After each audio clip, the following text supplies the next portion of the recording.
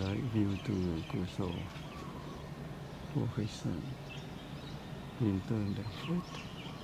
Núi lửa đấy nha, núi lửa đấy, tất cả đều là núi lửa hết.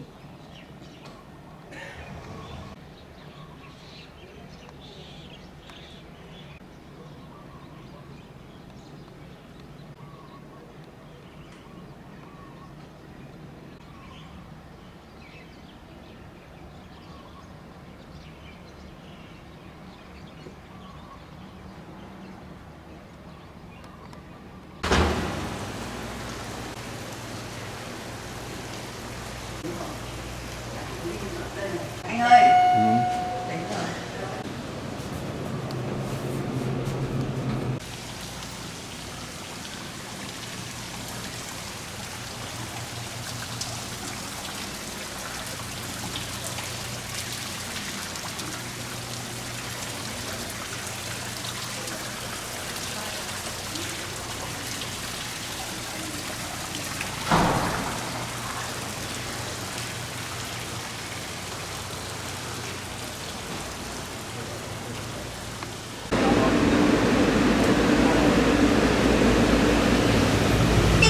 Thì đấy sắp cũng đang làm kiểu một dạng đấy có chứ một cái chuyến đi dọn và đi lại mà dựng lên một cái xe phòng cũng rộng nhỉ, nó ra phòng thay đồ gì đây này, ở trên kia mình nhìn xuống là cái này này, đi qua cái này này.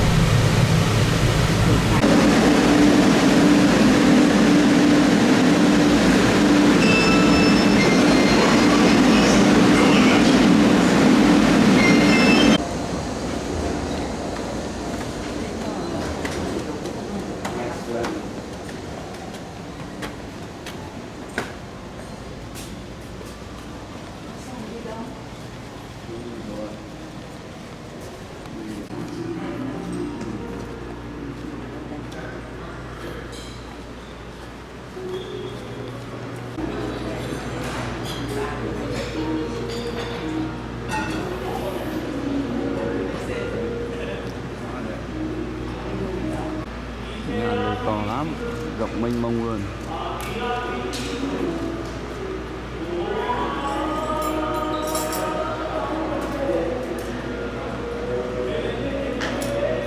có đạp vịt nào trong này chơi nhiều chó hết thời gian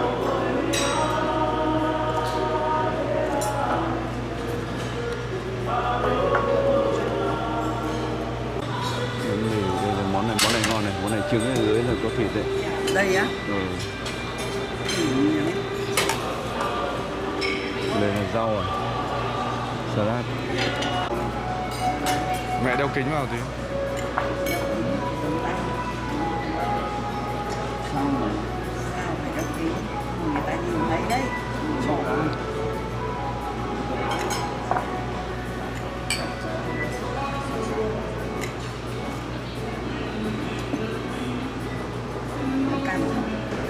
ngon đúng không?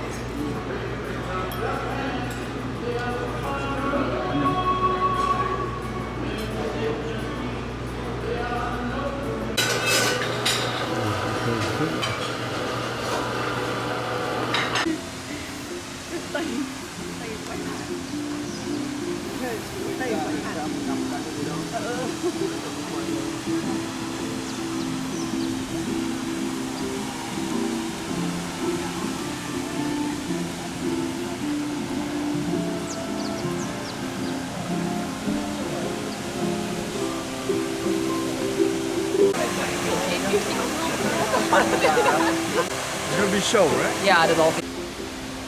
Chúng tôi đang đợi chương trình delphin biểu diễn sau 2 phút nữa.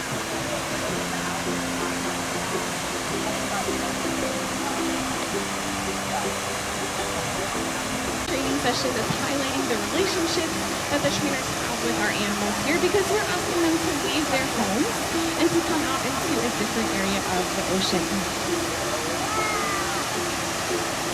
I'm able to tell that apart so quickly. There's a group of mussels called a peduncle that propels down through the water. About 3 times their body weight out of the air. And they can get up to about 18 miles an hour.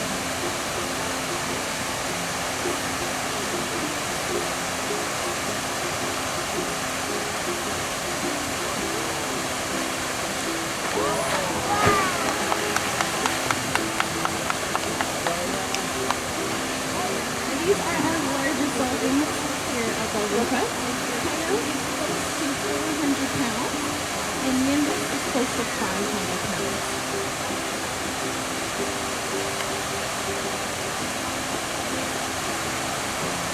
That's a little bit above average for this species. Usually they're between 3 and 400 pounds.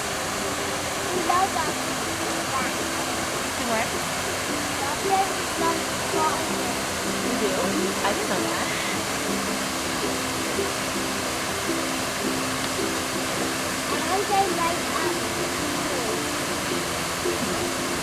All of our dolphins here are the same species. They have different colorations that makes them really easy to camouflage in the water here. So on their bellies you can see a little bit of a brighter belly. Bỏ hồ vỗ tay đấy. To them. Whereas their backs are going to be very dark. That is a form of counter shading or camouflage that helps them navigate their environment and blend into their surroundings. These guys are pretty much at the top of the food chain, so they really don't have much to worry about out in the open ocean.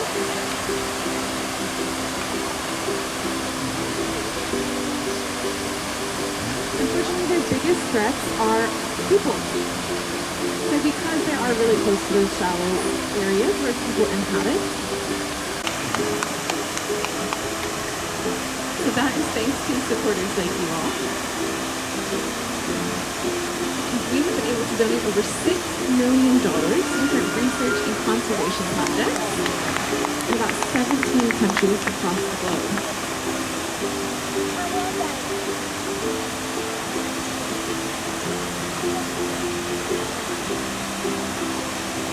Getting to know them.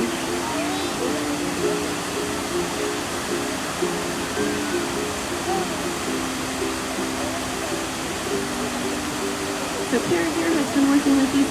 As you can see, they're choosing to continue to hang out here.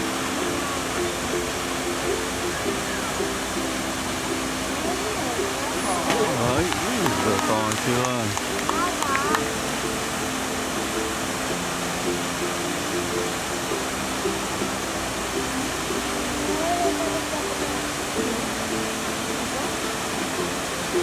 Our relationships with these dolphins also allow us to take excellent care of some of them might be those medical sessions, some are relationship building sessions like you're seeing in front of you here.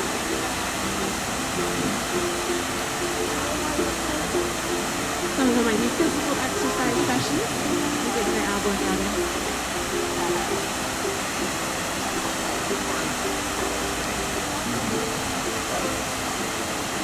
And we also do cognitive sessions, where they're either learning a new behavior or concept, or practicing is they need to come up with a different behavior every single time.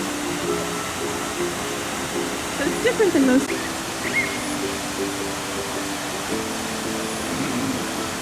Even your each.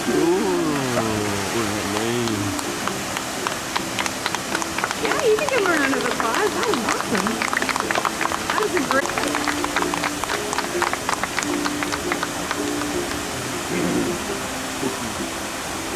That is one of the biggest ways that we communicate with our animals here. It's called positive. So if you hear those whistles happening, that is just a really fun behavior. Check them out. Rồi nó đẩy ra. Thank you all so much for coming out this morning and supporting us here. If you're interested in building your own relationships with our dolphins here, you're welcome to come check us out. On the horizon here, you'll see a thatched building. That is our Dolphin Quest Village. We are open to the public. We also offer programs for ages 2 and up. We also will be out on our docks over on our Finish.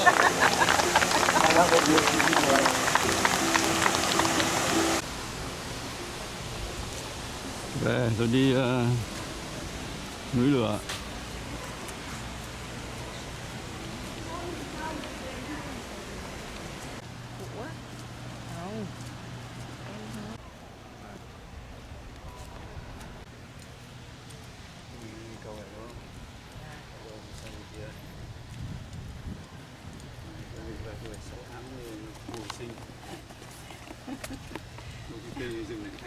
Ừ đấy, chỉ ở ấy thôi. Hoa trắng đẹp. Đúng. Chỉ có ở cát mà thích cát lắm. Mà tôi toàn lấy chụp rồi. Đứng ở giữa nó. Sợ rắn lắm.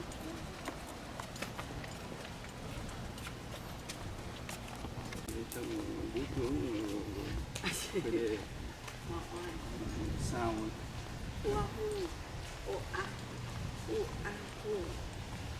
anh trong đất khách lắm đấy. Chắc chắn là cậu có dịch cái khu này. đúng. Còn thường thì cậu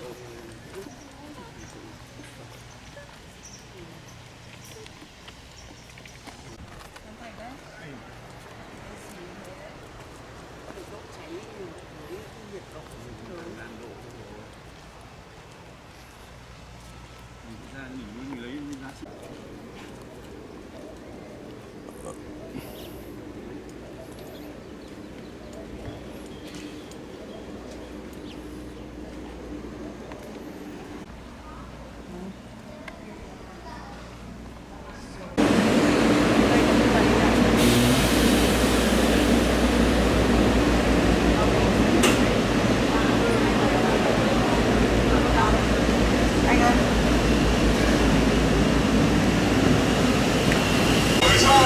Where's nature? I need them in another job. There's a couple of places. Or if it is also for those kids while vacation.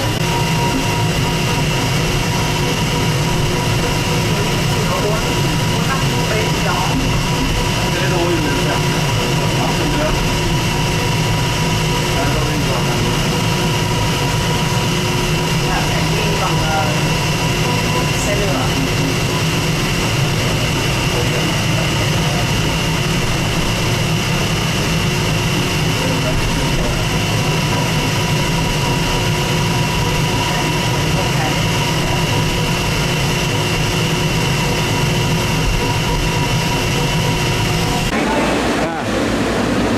Tiếp đến nữa. Shopping.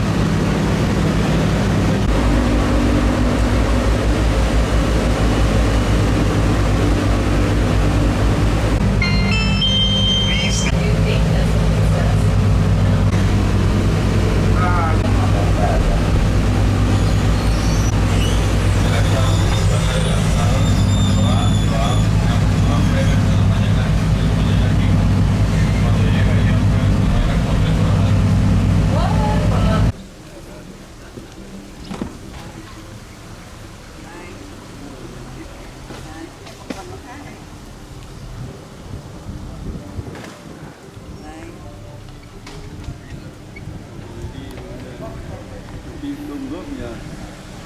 Rời, Trắng của mình như sao kìa. rời, ship mình màu đen chứ. Đâu, Dạ. trắng.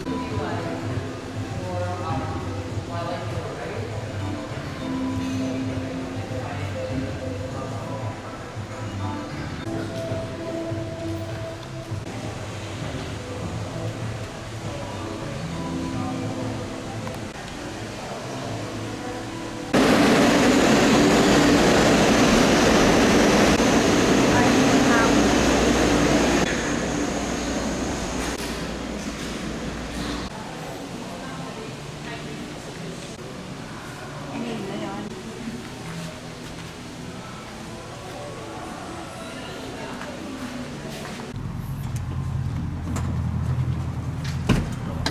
Sense not quite as cool as Derek's, but anyway, I'm referring to some of our guests have been through this like desert environment, like you think you're like back in South Africa, Đường cây đẹp không? and then like when you see him stop the van, good morning. The ancient Hawaiians divided the feature of Hawaii's geology. It's going to look like Swiss cheese or like honeycomb. It has a lot of holes in it.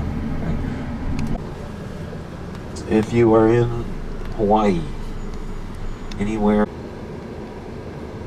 you are on a volcano. Last erupted 4,000 years ago. And you can direct left, good 40 miles away, you can see the gentle dome-shaped silhouette of Mauna Loa volcano. Now, the top of the mountain, active runway at the airport. There's not going to be a plane on it. It means 10-day hill because there was a legend that it was created in 10 days. Or it could all be the year 1790. This is the town of Kailua Kona. This is a newer section that was built. And so our first stop on the tour today is Bayview Coffee Farm. And we'll get some samples of the Kona coffee. And we will be eating Hilo and Hamakua. Coffee is grown in all of those 6 regions of this. And their vacation, they've already spent the equivalent of 20 days in the workout room of their resort. Like, we're going to stop at your tourism on this island. Buildings are older, they're more quaint. It's not like Waikiki over in Honolulu. The invention of the jet airliner, Moku Aikawa Church on the right, were completed in the year 1837. It was a sovereign and independent nation state of Kailua Kona town. And the town, you wanted to come down and hang out here in Kailua Kona, I might suggest just finding a parking spot centrally located and just walk it. Roughly equivalent from right here in Kailua Kona. Whaling is not, I don't just mean a bad overweight. K-A-I, kai, is Hawaiian for salt water. In Hawaiian, it's called la'aloa, which means very sacred. However, popularly, it's in Southern Cal, and of the Cafe Arabica coffee. And so what most of the interior, it's got caffeine in it, and so they are in competition with. What better way to dry it out than utilizing this Kona sunshine? Introduced by the first Hawaiians.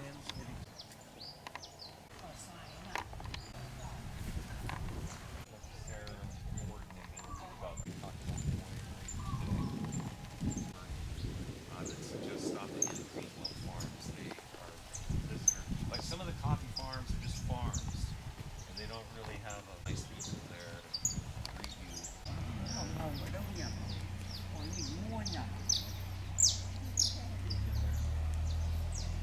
Miền Nam đấy, ở miền Nam mà lạ lắm.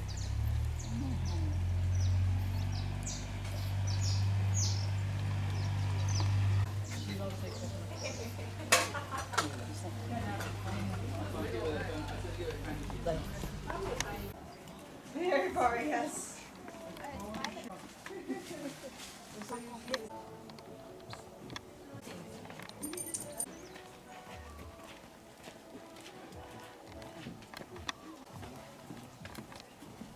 Anh ơi nhanh, người ta đi về. Đây là quán cà phê đấy.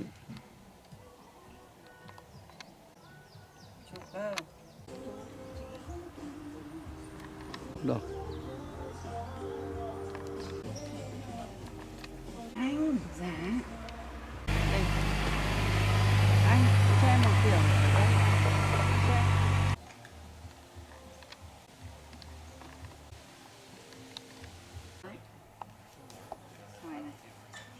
quả này là quả chín rồi này, em thấy nó nó không có món làm kiểu khác. Burger là gì? Cái bánh burger, bánh bánh Được, kia. được. Và bên kia nó trùng râu kiểu toàn nhâm thành.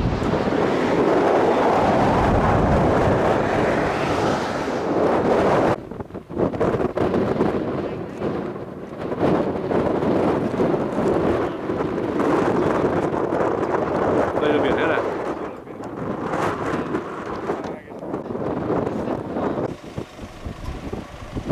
By a variety of different means, by the stars, 2,000-degree rock coming through here. And when it cools down, it turns back into a portion of the island to the far southeastern portion, courses of smaller and smaller islands,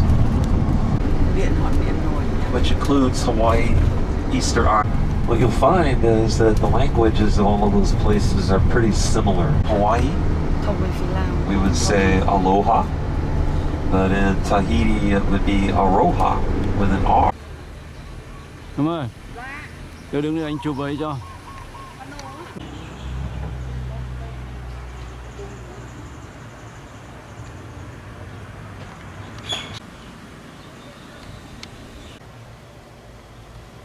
Em.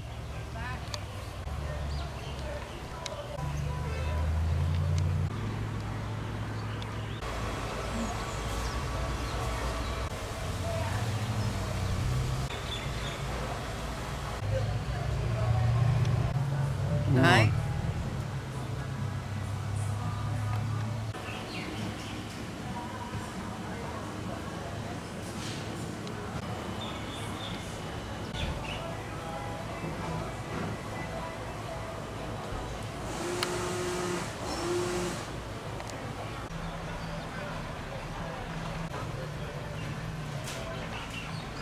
Chúng tôi lại đi tiếp đến núi lửa.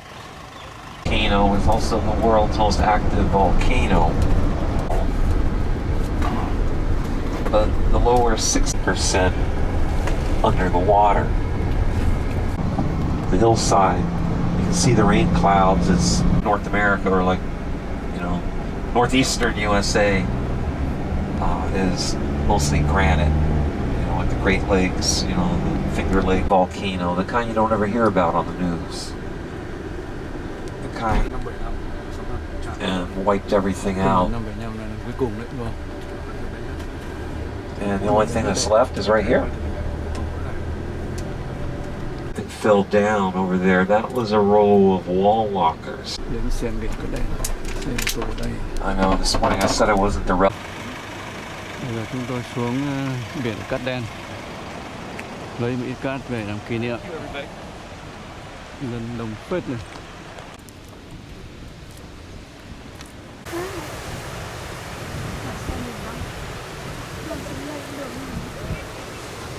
Đây là bãi biển Cát Đen duy nhất ở Hawaii nhá.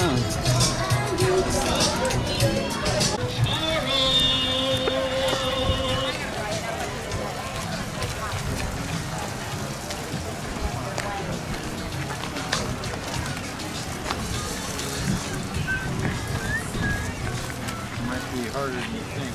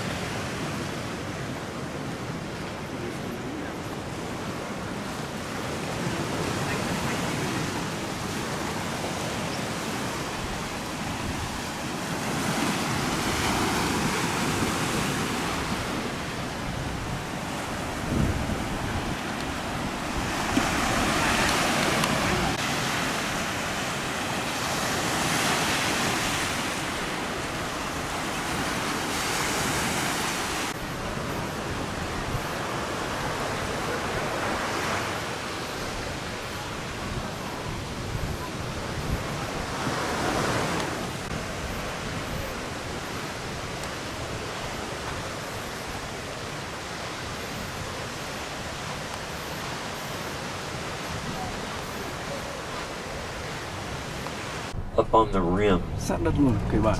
on the ridge, right on the other side. Kua had one or more luakini, places of human sacrifice. Còn mỗi cái nhà xác nhà sau sống gần này. Excuse me,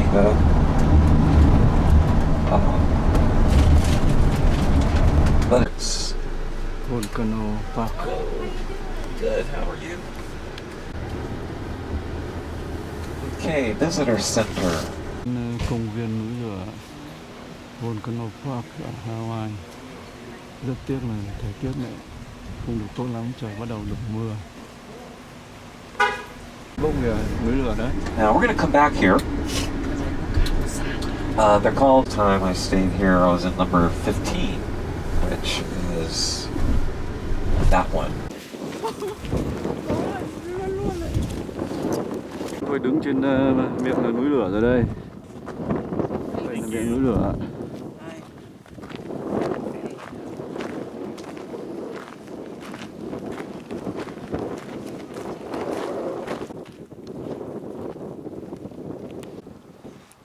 Đây là miệng núi lửa này, khủng khiếp chưa?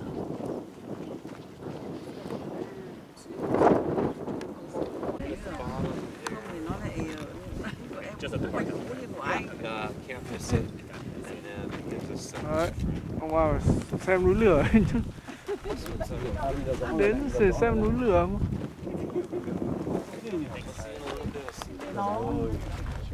Nó mỏng à đây này anh ơi em nhìn ra rồi. So this is it. This is it, yes. Hiểu không anh ạ? So during the night, do Rồi núi lửa to lắm, không hiểu cái đường kính nó bao nhiêu con. không biết về phải đọc. Đây Mà ngọn tên nó là gì? Không phải có tên thì mới điều tra được. ông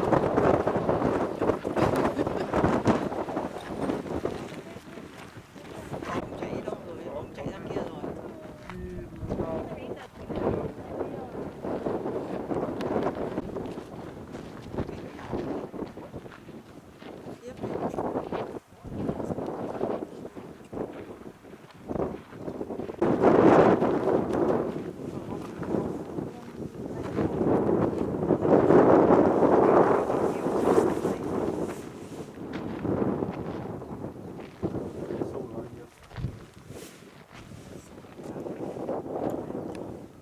Chơi ở đây khoảng 15-20 phút.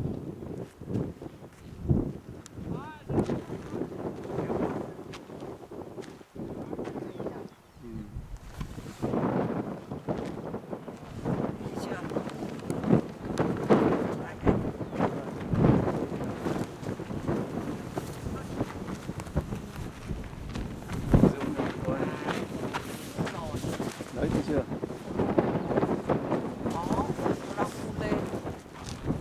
Nhưng mà cái chỗ bùn đen đấy là nó nóng thôi chứ. Và xe ốm nhòm bị ngược rồi.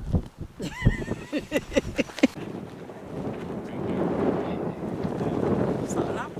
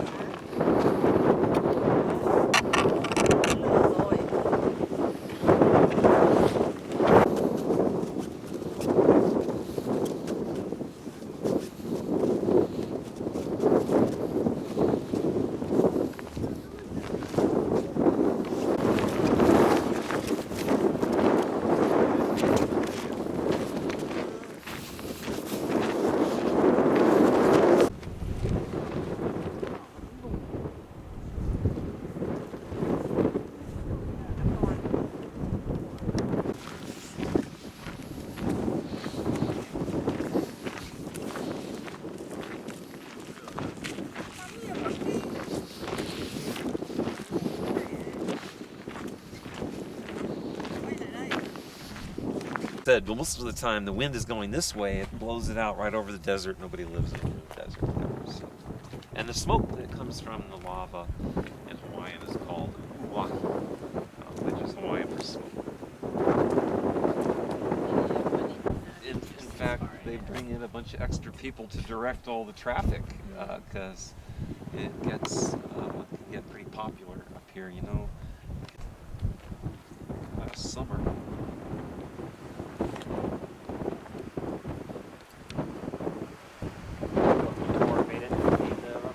It's kind of bubbling down in there. That's what it looks like. And it kind of just... The last eruption, the lava fountains were 35 feet across the crater at the tree Hawai. And in 1959, November, it was fountaining. It was going 1,800 feet. Now that's almost 2 Empire State Buildings on top of each other. You see over there. So, but even when it's coming out at pressure, erupt. So you can tell it's been raining the last couple days.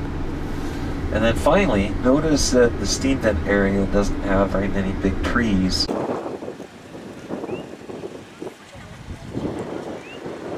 Đấy, vui rồi đấy.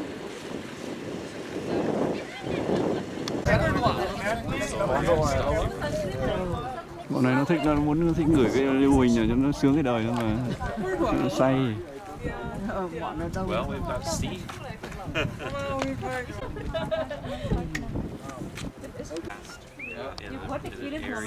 Ui, ấm thật.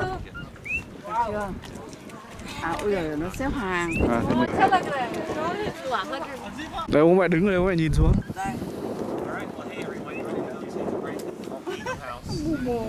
Then we'll go check out the lava. Một cái chắc ui dồi nóng quá. Đây là con quay ở đây. Như sông ấy, đúng thế. Đây chụp ảnh cho phát. Đấy, ông bà đứng đấy, ông chụp ảnh cho ông kìa. Đây, để coi xuống. Đấy á. Ôi, nóng quá. Như sông. Như là sông hơi ấy. Rồi.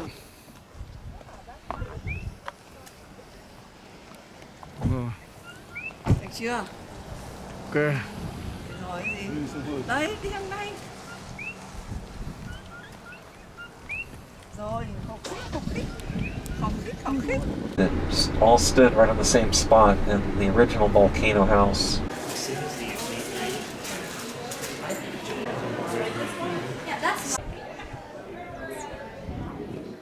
Này sẽ cháy rừng lắm nhỉ?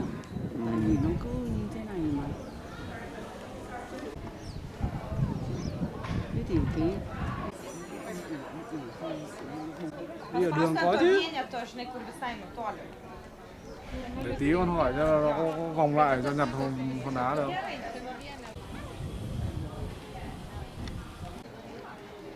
Nếu mà tiện đường thôi chứ còn Không cần đâu. Bây giờ mình đến cái điểm mà nó. Like for example, trees. You often will have moss growing on one side but not on the other. The side of the tree that's facing into the wind gets. But it's only because it kind of looks like a crater, just like they call a coffee cherries, even though they're not cherries. Nhưng mà bao nhiêu cây là bị nó thiêu cháy hết, còn bị nó thành than rồi.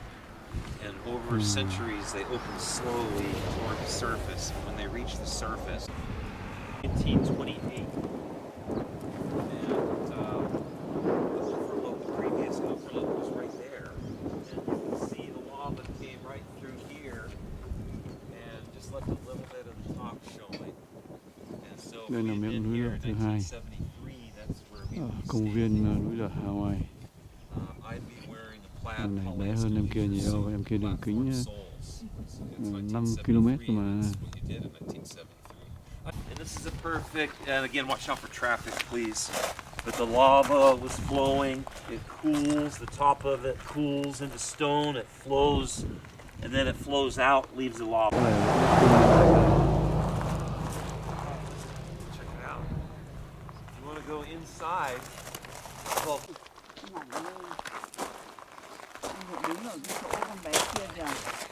Đấy, em Thành nó phun ra ở từ cái hang này đây này. Đứng vào đấy xong rồi nhìn lên con trèo đi trên này, con thử trên. Đi ra, quay thì thôi đi ra đằng này. sắc như dao ấy. Này mới lắm, còn đen mà năm 74 rồi mà quá mới luôn. Ôi, thế để con cho mẹ một năm chiếc. Năm 74 là nó anh Dinh hoạt ra, động đấy. để con nó chụp cho em một cái. Đây, bố đưa máy quay để con quay bố mẹ khám phá. Thật lắm. Anh Dinh ra để em. Con đang quay. Anh qua. Em thích vào cái mỏm này. Sắc lắm, sắc lắm. Đây. 74 đến mới này. Nhưng mà nó dính lắm không hiểu, nó chảy ra nó tí liên kết mà lại. nó liên kết thì kinh khủng luôn. Anh đi đằng sau này cho nó. Từ cái miệng núi ở này là đã phun ra nham thạch này. Nham thạch còn đen mới mà.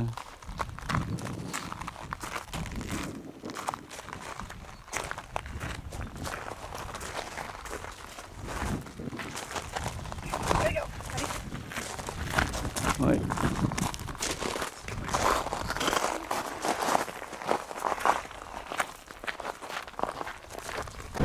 Total length of the trail is about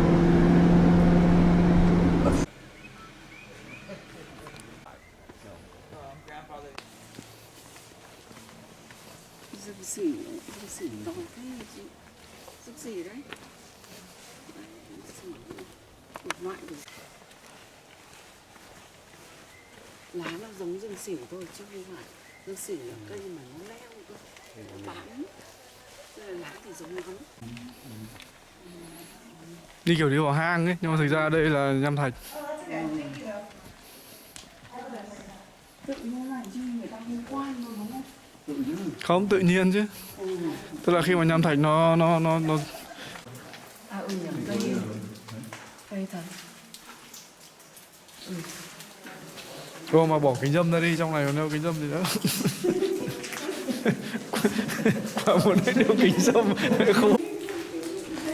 Quẩy tối lắm, không nhìn gì.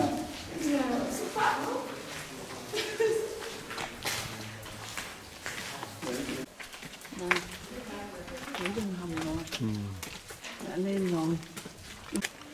Đây gọi đường hầm của nham thạch đây. Kinh. Rộng phải 4-5 mét, chiều cao cũng phải 3-4 mét. Ống nham thạch.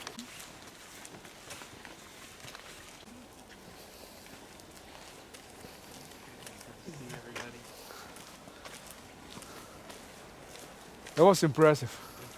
Yeah. okay. Good to see everybody. Hiện độc nó vào nó cắn này thôi đấy. Đây hầm thịt bò. It's a prayer coffee, right? Yeah, like a month. That can be found all over the Hawaiian Islands, and it's like a blanket, 0 up to 4,000 feet. Từ 9 giờ sáng đến tận bây giờ là 10 rưỡi đêm mới về đến resort Hinton. Và bây giờ đi tàu điện nội bộ để xuống ở về. Đây ngày nay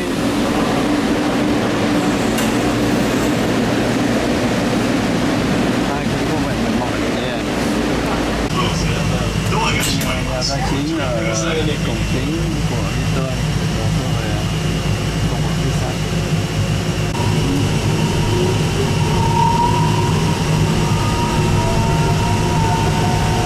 ウォーターズエッジモールルームへお越しの際、お昼の際は足